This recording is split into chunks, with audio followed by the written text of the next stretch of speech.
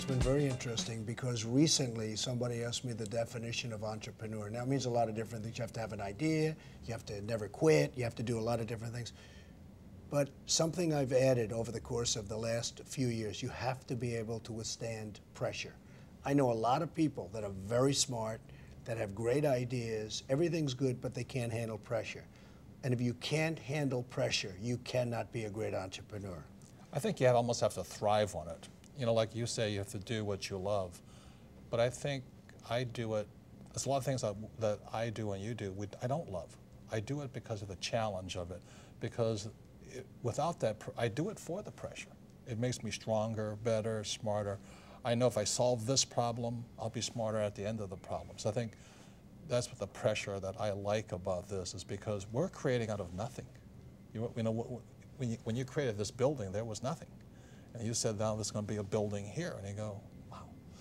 Well, the word pressure is very interesting. And we're going to be doing a book together called The Midas Touch. And a lot of that book is going to be devoted to the word pressure. Right. Because if you can't handle pressure, you cannot be successful, really, in my view. Right. Almost successful at all, let alone very successful. Right. So you have to be able to withstand and handle pressure. Well, the book, The Midas Touch, you know, came from the idea that how come some entrepreneurs get rich, but most don't. And what the book is about is what you do and what I do that gives the edge to whatever we do. Because there's a lot of authors, a lot of entrepreneurs, a lot of guys on television, a lot of guys in real estate. But there are certain things that you do that give your buildings a 50% up value. You know, there's some things that you do that are magical, that you know, when I come to town, all I see is Trump buildings. I was just in Vegas, and all I see is Trump. You know, when I go to Florida, I see is Trump, or Chicago, I just see Trump. And that's the magic of what the Midas Touch is about. There are certain things that you and I do that gives us the edge over the ordinary entrepreneur. For example, The Apprentice. How much was that worth?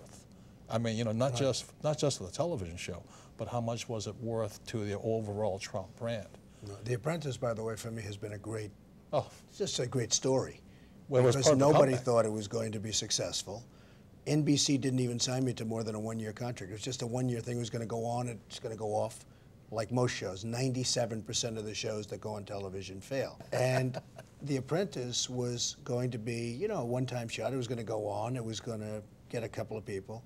In the meantime, we've had 15 copies of The Apprentice. Many entrepreneurs, many great entrepreneurs copied it and failed. Right. And it's been a tremendous success, and now goes on again right after the Super Bowl. So that's been fun. It's fun when they tell you it can't make it. And that's what an entrepreneur does. I love it. It makes life much more exciting. But The Apprentice has been so much fun for me, and especially knowing that it wasn't going to make it, and then it becomes the #1 show on television. So it really has been a lot of fun. Right. And that, again, the Midas Touch goes back to you have a television show. I have my little public television shows. But when you write a book, it goes to a bestseller. When I write a book, it goes to a bestseller. That's the Midas Touch. And Robert, remember this. You wrote one of the biggest selling books of all time. Personal finance, right? Right. And who the hell knows who you are? Who knows you? Who knows this guy? But now they know him. And well, I think I helped you. You did, yes. You know, it was very interesting. Larry King is a great guy, and he wants me on his show all the time, only because I get ratings. If I didn't get ratings, forget it.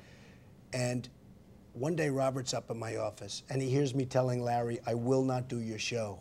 And Larry is a very persistent guy. Please do it, because I get ratings. Please do it, please do it.